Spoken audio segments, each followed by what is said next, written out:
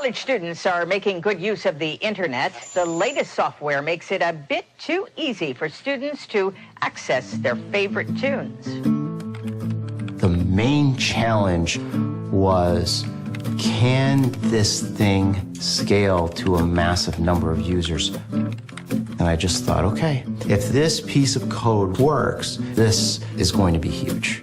And I had a moment there where I asked myself, is it morally correct? Technology is advancing. This is going to happen anyway.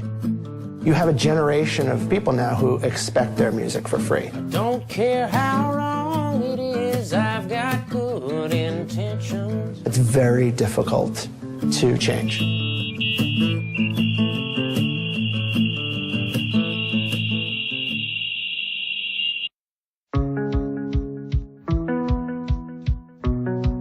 In 1998, at Northeastern University, a freshman, Shawn Fanning, began developing a computer program called Napster in his dorm room. He asked for help from Ali Aydar, a veteran programmer he knew through his uncle.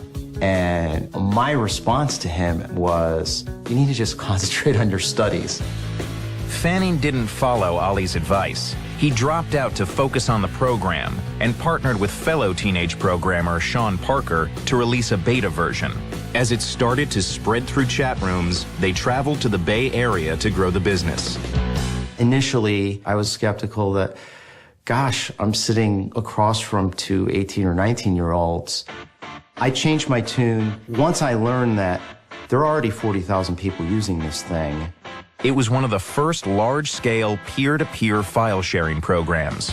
It allowed users to access music files stored on the hard drives of fellow Napster users. 40,000 wasn't a big number, but it was bigger than what I thought it was going to be initially, which was 0, because people weren't willing to open up their hard drives.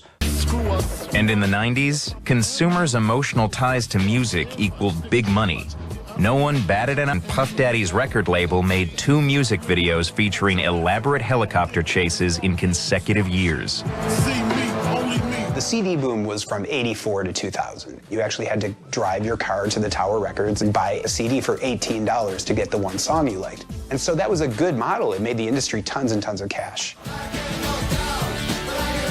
Selling millions of Chumbawamba albums with one good song was an economic boom. That was pretty much the end of that era, because very soon afterwards, Napster really took hold in the public's consciousness, and the consumer realized that they could get the music that they wanted to hear for free. It was on college campuses with high-speed internet that Napster really took off in the fall of '99. So how many MP3s do you have on your computer? About 600. Maybe like 100 or something? 6,000 or 7,000. Napster. Napster. Napster. It's called file sharing, seen by some as the wave of the future. It was very exciting. We knew we were building something that was going to be big. Ladies and gentlemen, creator of Napster, Shawn Fanning. When I first heard about Napster, I recall my impression having 2 different elements. One being, this is incredible, it's revolutionary, and things will never be the same again in the music industry. And the other being, this is going to destroy the recording industry. No longer do you have to go to a store and... And so, months after Napster's rise, the recording industry began a long legal battle to stop it. They're waging a war in the courts over who controls what artists create. Business model built on infringement is not only morally wrong, but legally wrong. At the time, the Recording Industry Association of America was reporting about $15 billion a year of revenue in the U.S. alone. Anybody with enough money could go and make a record, but that didn't guarantee you getting into stores, which was the only place that you could actually buy that record. That was the power of the music business, the distribution. The issue made its way to Capitol Hill. Napster hijacked our music without asking. The free music service run by Napster was ordered to stop the music. In July of 2001, after more than a year of legal battles, the internet startup, which at its peak had about 70 million registered users, shut down its entire network in response to court orders. The industry may have crushed Napster, but the idea had taken hold. Other downloading services took its place. It's free and it's easy and, you know, it's wrong, yeah, but a lot of people do it. Pretty much everybody does. The labels sued almost 20,000 people for using illegal downloading software. Legally downloading music is the same thing as going into a CD store and a CD. But CD sales continued to shuttering record stores across the country. An industry in turmoil. So when Steve Jobs came to the table with plans for a new online music store, the major labels finally surrendered the thing they had fought so hard to maintain, the distribution. You had only two choices. Either you don't do a deal with Steve, in which case people continue to just email the MP3s to their friends, or you do a business with him and he has a store, and then you can sell things. This week, Apple Computer launched its iTunes music store. And they are hoping that this is an answer to some of the piracy that is going on online. Over the next several years, digital sales boomed. More than 3 billion songs. But today, even the iTunes model is threatened by the shifting sands of music distribution.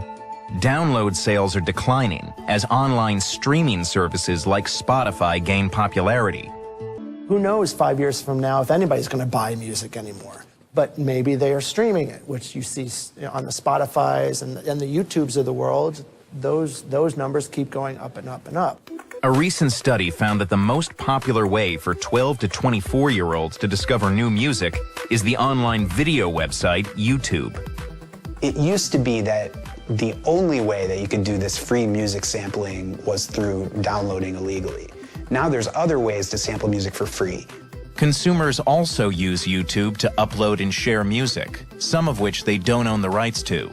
When YouTube first started, my view was that it was actually worse than Napster. This should be easy to shut down.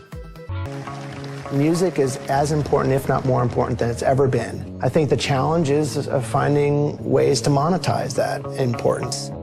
Napster might have hurt recorded music sales, but it's the responsibility of the industry to figure out how to extract their value out of each generation. This happens in every industry. The Rocky Mountain News published its final edition. Blockbuster Video is no more. Borders is going into liquidation. Music was the first industry that really had to confront the idea of free content.